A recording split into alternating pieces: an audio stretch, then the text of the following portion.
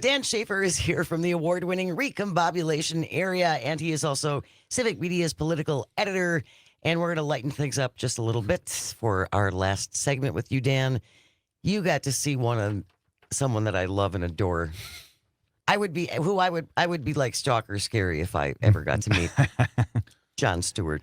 Yeah, that's right. I got to see Jon Stewart at the Riverside Theater last night. I didn't even know he was coming to town. I mean, I think it was one of those things. A lot of people who I was talking to at the show was just like, oh, this must have to do with the fact that they didn't have the Daily Show at the RNC. Oh, that's what it was. I have to imagine there's some connection there. They talked about maybe coming back for whatever. But yeah, this was a birthday gift from my wife. So shout out to Katie.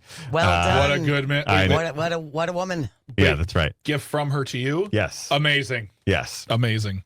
So that was my birthday gift, was going to see one of my absolute all-time favorites in Jon Stewart.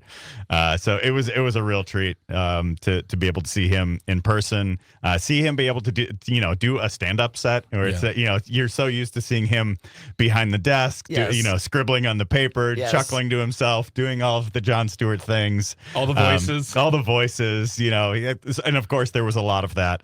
But seeing a full Jon Stewart stand-up set was very cool. And a good reminder that I think political comedy is just so needed in this day and age. Yeah. We've got to be able to laugh at what's going on. You got to find some laughs, otherwise, we're all going to cry all the time, and you can't do that. Exactly. And I think as, the left and whatever left of center media or just the people on this side of the aisle more broadly, I think going forward in the Trump era, I think comedy is going to be a really important part of things, and not being so self-serious about all of it. And I think that's what Stewart returning to the Daily Show has been so refreshing in a lot of days, because I think some of the comedy that's come out of the Trump era has just been so pearl clutching and whatever. And Stewart will come in and he just makes fun of everybody. And I know he's got a certain perspective. He comes from a certain side of things, but he really does try to skewer everybody in a sense there, and really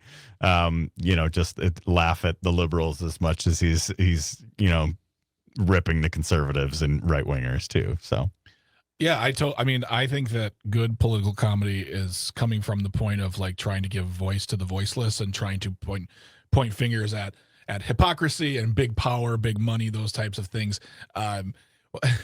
What was I had a point to something and then it's totally escaped my brain.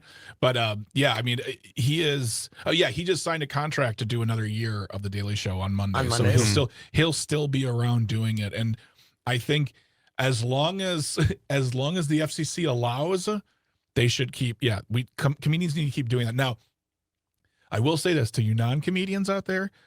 Do not say to a comedian, well, you're going to get a lot of material, because people have said to us, you're going to get a lot of material from Trump, aren't you?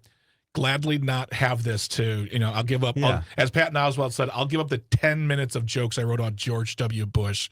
But while they're here and there's nothing we can do about it, it's time to write that good material that represents a voice that says, you are, in fact, ridiculous. You are the great and powerful Oz, who's nothing but a huckster trying to take us for all of our money while making you laugh really hard at it. But I think, too, to your point, Dan, I think it's important for comics to be able to laugh at both sides and point out the pomposity of both sides.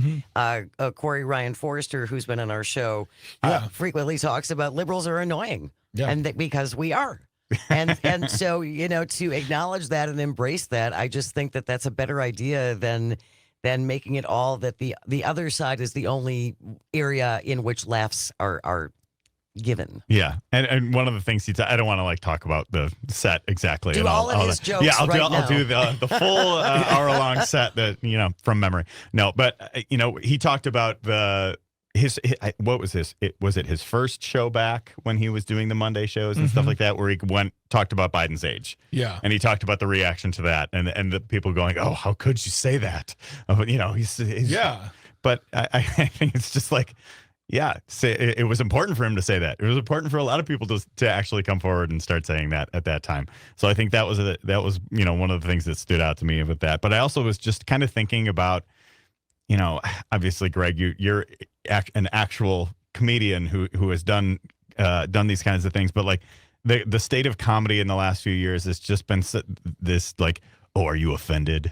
type of, oh yeah, we're gonna trigger you now. Oh, look at these woke libs, or cancel culture. Forget you guys. I'm gonna say what's really on my mind. And it was just like, it's almost positioned the comedy world as like, you're rebelling against the Biden administration or rebelling against the liberals, but somehow taking the side of like the richest people in the universe, the richest people who like align with Nazis. Right, exactly. And so that's your rebellion, I guess. That's your speaking truth to power, talking about how awesome the richest guy in the world is, who's trying to like take away all of these different rights and whatever. Yeah. So I think going forward, there's been this conversation like, oh, the left needs its own Joe Rogan or something like that, which I think is the wrong way to frame things. But I think it is. I think you have to be able to laugh at yourselves. And I think there has been points on the left where Democrats have been a little bit too self-serious and not self-deprecating enough, because we should be making fun of ourselves because we are sometimes ridiculous. Without a doubt. Without a doubt. I think absolutely. I think I don't know. I'll say it right now. I think liberals can be funnier than conservative people. And what I mean by that is, like, if you are a conservative and you are a stand-up comic, there's absolutely no reason why you can't be absolutely hilarious. Mm-hmm. The problem with conservative comedy and that anti-woke, I want to trigger you, the woke mafia, woke mother, all that crap. They don't care about the joke. I care about a joke. I care about the craft. I care about the writing. I care about I care about like the play on words. I care about all that from start to finish. And I think anybody, regardless of who they vote for, is capable of that if they work at it.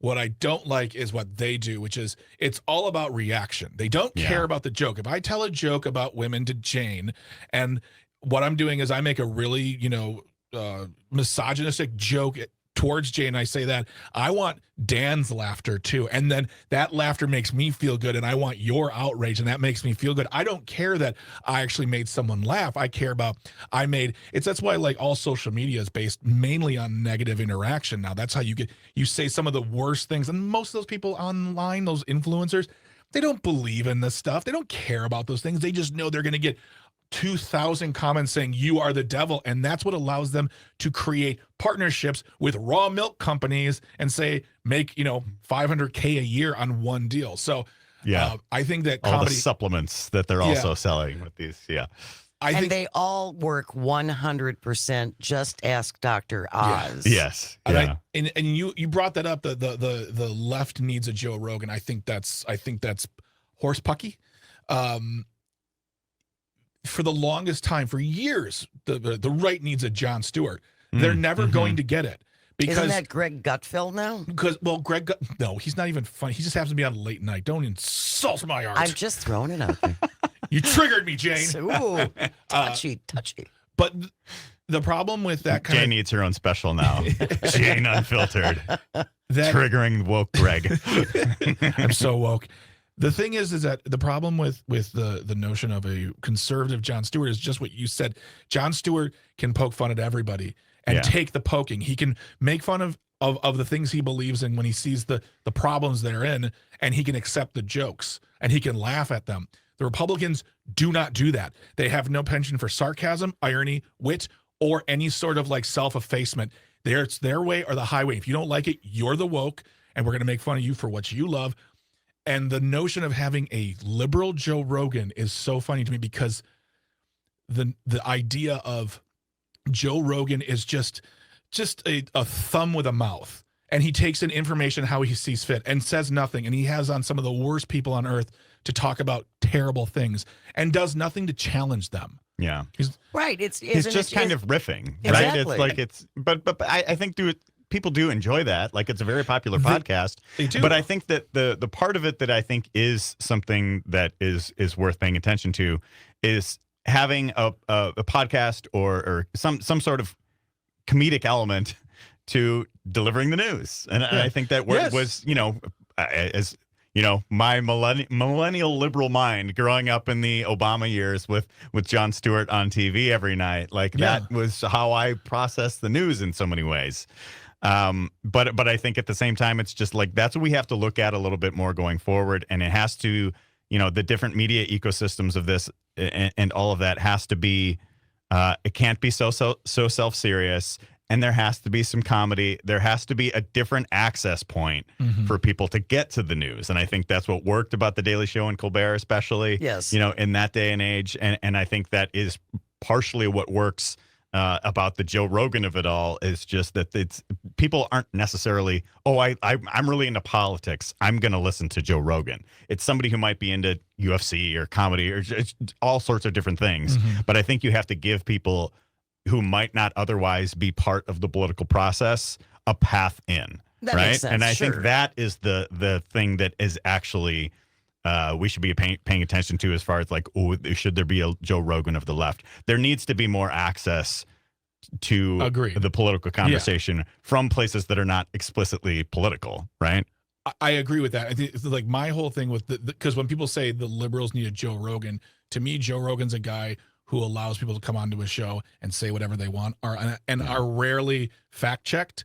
Yeah. And shows like, John Oliver doesn't have guests anymore, but like, Jon Stewart, they're constantly, they employ some of the best fact checkers in the business. Yes. They want to make sure that the information they have is stellar. And if you went on a Jon Stewart podcast that was like Joe Rogan and you said something, he constantly be checking you, saying, no, you are wrong. Well, I mean, like his interviews on his Apple show, he constantly checking you when you're wrong. And I think the thing that people really do love about Joe Rogan isn't so much about the information they're getting, it's the bias their biases that are being reinforced through the people he has on his show. So like, you like Elon Musk and Twitter, and you want to go back to the day when you could slap a woman's bottom and they should take a compliment. He's going to have those guys on, and you can feel good about yourself. And he makes $100 million+ on it. So I don't think we need a Joe Rogan. I think what you said is perfect. We need access points. Yeah.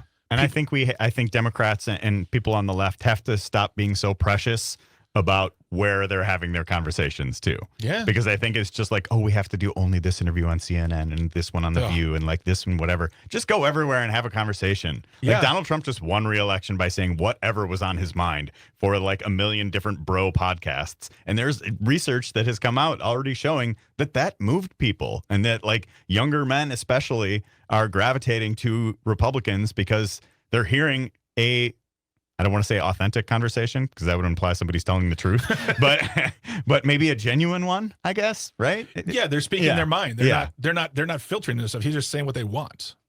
Yeah. Yeah, I think that's a whole nother discussion about young men and where young men are getting their information and what they're doing with the media that diet. Well, that was one thing too. Like when I was doing my reporting in that Fox Valley story, I talked to a couple of the editors of the Advanced Titan there, both women, and they were saying like just about every young man on campus is listening to Joe Rogan. Yeah. Yeah. Yes. He's incredibly popular. Yeah. Yeah, we need to counter that. I don't think that's very healthy, but that's Jane, just you're me. up. No. Yeah, great. Jane Matenaer is the Joe Rogan of the left. Oh, yes. Come on, and I'll just reinforce your biases. Sounds good to me. Thank you so much, Dan Shafer from the Recombobulation Area. Make sure you subscribe. It's fantastic